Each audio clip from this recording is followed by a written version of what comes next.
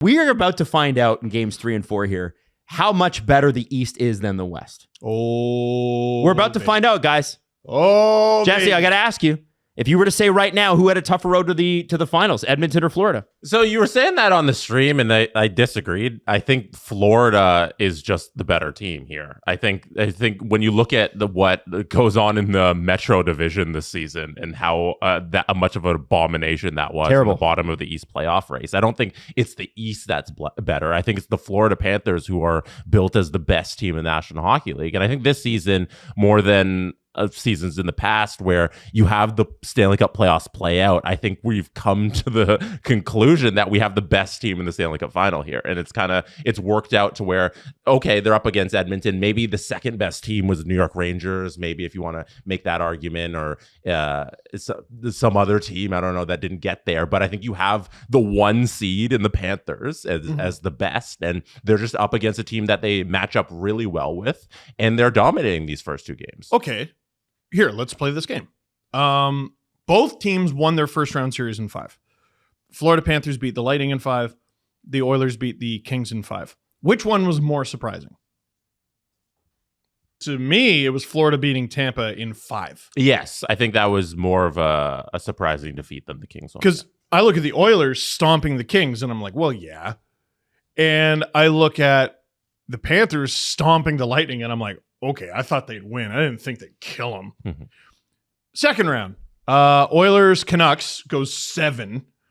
And then Florida beat Boston. Was that in 5? I think it was 5 or 6, yeah. Whatever it was. I look at that and I go, feels like the Oilers should have had an easier time with Vancouver than they did, especially given that Vancouver is using their third goalie, and even though he was good. I look at how tight the Leafs-Bruins series and how hard Jeremy Swayman was to beat, and Florida just toyed with them, and I'm like, oh, shit. Then comes the third round with the Panthers and Rangers, and then there's Oilers Stars. I will admit, I'm surprised. I'm very surprised the Oilers beat the Stars. I think I think everybody was a little surprised that didn't go 7 at very least. Yeah, I'm very surprised the Oilers beat the Stars, and it didn't even take 7 games to do it. Panthers Rangers is tricky for me because it was 6 games, but having watched every game so closely, they kicked their ass. They kicked their ass, man. So these are the 2 best teams, but to me, like right now, if you're just talking about their trip through the playoffs, the Panthers are better. Mm-hmm. That's what it is. So I'm squarely on the East is harder than the West right now. I'm just throwing that out there, especially the Atlantic Division. But doesn't matter. Drew's going to fight you. Let's talk about game 3. The Edmonton Oilers have to win this game. They have to win this game. And the problem is that I feel like game 1 was a mirage. I don't think the Panthers are ever going to play that bad again. No, and it sure seemed obvious after game 2. And game 2 felt like, okay, they came out of the first period with a goal, and it was the first time Bobrovsky was beat 5-hole, but they had 1 shot after 15 minutes, and it just happened to go in. Yeah. Because Ekholm looked off McDavid. Yeah. And like on a 2-on-1. And that's hilarious. You're not good. I mean, that's ruthless efficiency. 1 shot, 1 goal. But beyond that, I mean, first off, Evan Rodriguez is having a great series. Oh, man. Just killing it. Imagine letting him go for nothing.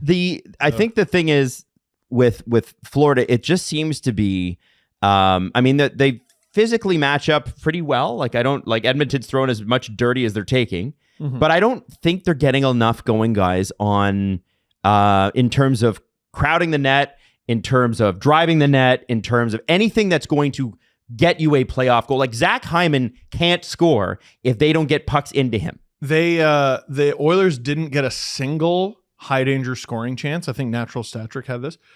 The Edmonton Oilers didn't get a single high danger scoring chance at 5-on-5. And you might be saying to yourself, well, didn't they have a 2-on-1 that resulted in a goal? That was 4-on-4. Didn't have a single scoring chance at 5-on-5. So Bobrovsky established in game 1, he's near impossible to beat. Mm-hmm. And then in game 2, you didn't even challenge him. 19 shots. That's terrifying. That's real terrifying. Oilers had 45 penalty minutes to 12 from the Florida Panthers. I know that's a little bit scary. Oh my God. But I just Well, that's half of that's Warren Fogle. I know. What do you guys think about the what do you think Edmonton has to do, and can they do it? So you propose, if you're Chris Knobloch right now, what are you trying to do in game 3 tomorrow night, and how likely is it to happen?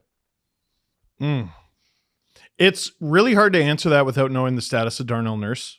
Has he had a very good playoff? No.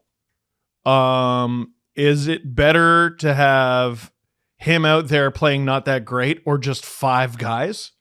Well, I think we found the answer. It's better to have him out there. So is he good to go for game 3? And if he's good enough to go for game 3, I think you still dress 7. I think you go 11. 7 defensemen? I think you go 11-7. Why do you think CC adds anything to that lineup? Well, I mean, he's the guy they're going to dress. Listen, I don't love that player. I don't. I am going to make it an observation that's going to piss a lot of people off. It's going to piss a lot of people off. The Edmonton Oilers killed 34 straight penalties, took him out of the lineup, and then it ended. Oh, stop it. I'm just saying. No. I'm just they're playing the best team in the league. Guaranteed they're talking about that. Guaranteed they're talking about. And part of it is Nurse played 3 shifts or whatever it was. Jesse, what do you think? For what Edmonton can do? Yeah. It's hard to find a path forward for Edmonton because you look at Bobrovsky's going to be on his game.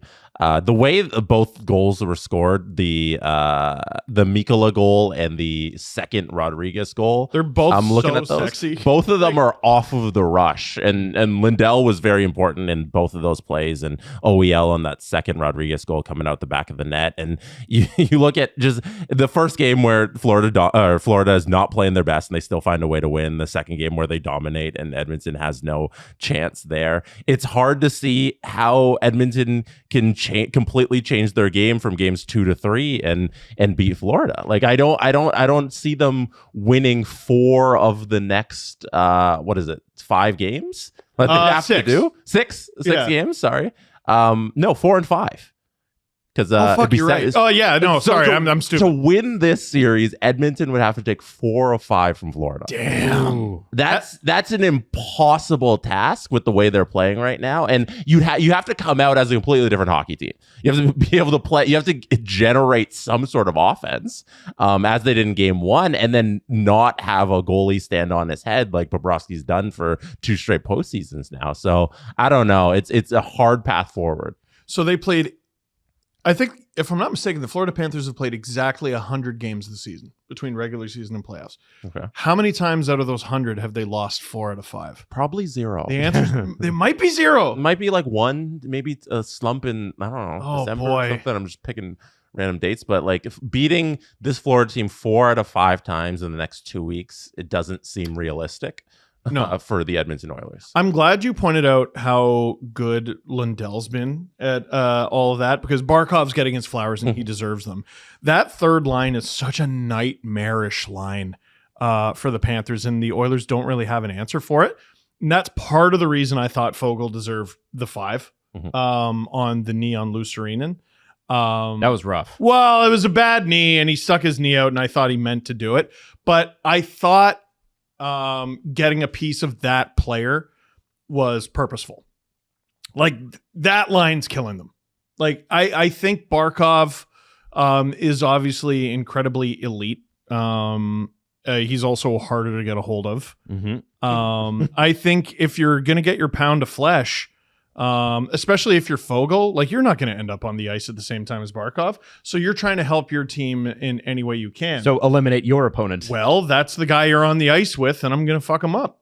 And he did. I couldn't believe he returned to the game. Yeah, he's back, and he doesn't even have like one of those like exclamation marks next to his name. He's going to be fine. Yeah. I mean, he's probably not fine, but he's probably fine. I'm guessing playoff fine. It was a Charlie horse rather than a hyperextension, because, well, I mean, your knees only supposed to bend one way, so I'm guessing that's pretty nasty bruise, I would bet. Yeah, now you're on the road. It's going to be a little different, and I wonder how that line's going to perform, because today at the skate, It's still Lindell, it's still Lusterinen, but Okposo was in place of Tarasenko, who wasn't skating. Who might just be old and getting a rest. So he might be old and getting a rest. What made me think that might not be the case is Okposo got moved up, and instead of putting a placeholder into his spot, it was just Okposo getting moved up and Cousins is on the fourth line. So to me, that looks like a lineup they would use rather than have someone just filling in. Mm-hmm. So I'm not saying Okposo's bad. I'm just saying it adds a completely different dynamic. They're two very different players. You got a sniper and you got a guy who at this stage in his career is actually a really effective depth guy. Mm-hmm. Florida's got such good depth. Yeah, Tarasenko was so crucial on that second or their first goal, the Mikkola one. It was Lindell coming up, and then Tarasenko had the zone entry. It was beautiful, and just dropped it over to Mikkola, and they score off the rush there. And like having somebody like Tarasenko playing in that position in the lineup is so hard to stop. You know, you're just so incredibly deep. I guess the key to victory would be for the Oilers to get tell their forwards to get their head out of their ass on the defensive side of the puck. Mm-hmm. They haven't done much. No, and Florida, the Florida's offensive zone where they're unable to sustain any type of pressure. If you watch any shot that was on goal in Bobrovsky, Florida picked up that puck. There's no rebounds for the Edmonton Oilers to maintain any kind of zone time in that entire game too. They're like mosquitoes. If mosquitoes were all 6'2", 215. Like they just, they just follow you around. They just follow. Get off, and there's nothing you can do. Okay, so a question about the Oilers lineup on forward. Okay, if you are going 11-7, and Jesse, do you agree with the 11-7 take? Or No. I'm with you. I don't think you take out one of the forwards who have been like I don't know if bringing in CC is better than removing a forward, like Connor Brown or something like that. So do you have four lines then and put CC in ahead of Nurse? Like this guy might. I don't know what Nurse's status is. Yeah, that's the real key. problem in the discussion.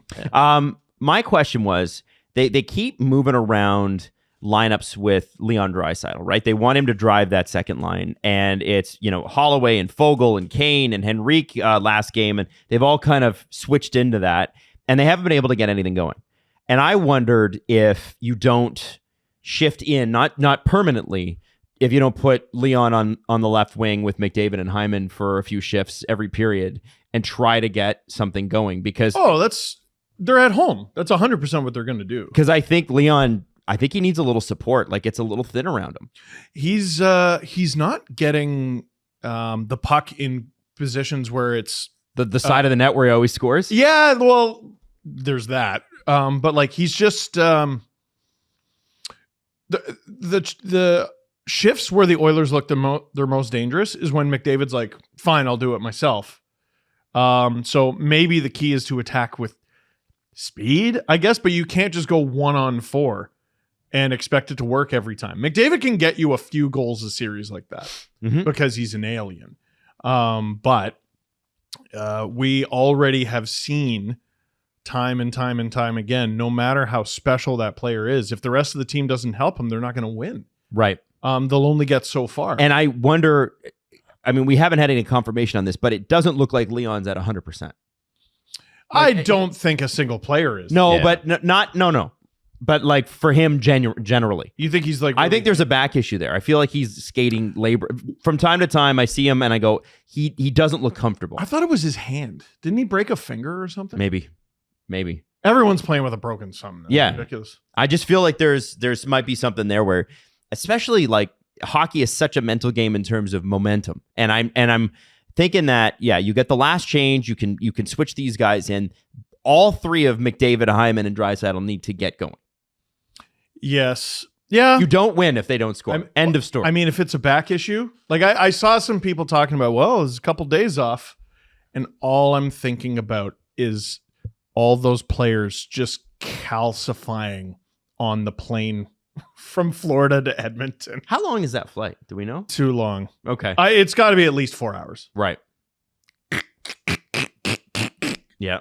And then you can't stand up. Oh, there's one of the Panthers. There's a fly. Yeah, Adam just swatted away one of them. Oh, there's one of them. Hey. Oh, they'll be back next shift. That's the problem with them. So This is the reason why this final is so spread out. Like, there's always going to be long travel in the Stanley Cup final. You have East versus West. This one sucks. This one sucks so bad.